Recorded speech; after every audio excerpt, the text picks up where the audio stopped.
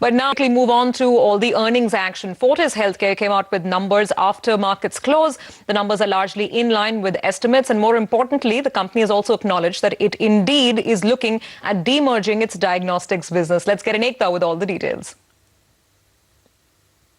Well, it was a largely in-line set of numbers for Fortis Healthcare this quarter. Revenue up around 8%, margins which are still in single digits at around 5.6 versus 4.7%, and a profit that was impacted due to a one-time exceptional inflow of around 87.25 crores same time last year. Interest costs rose around 20-odd%, so that was a bit of a dampener. Now, however, despite the business and the numbers being in line, what is really going to keep the stock excited is the approval, or rather the press, with regards to the demerger of the diagnostic business, SRL Diagnostics. Now, the board, remember, has given in principle approval to demerge the diagnostic business, but they will be meeting on the 19th of August for a final approval, and they have already formed a restructuring committee to go through the nuances of the same and what the demerger is likely to entail. So that's probably what's going to keep the stock excited in what is an inline quarter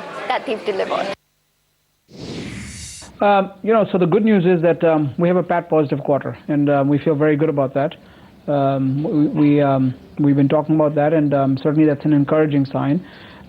I think, Ekta, the best news here is that the business is moving in the right direction. As we'd announced last quarter, I think in an effort to, as we looked at our financial structure, this is an initiative to unlock value, and we had several options. So I think what's happened between then and now is we've assessed various options, and we had 2-3 options that we talked about back then.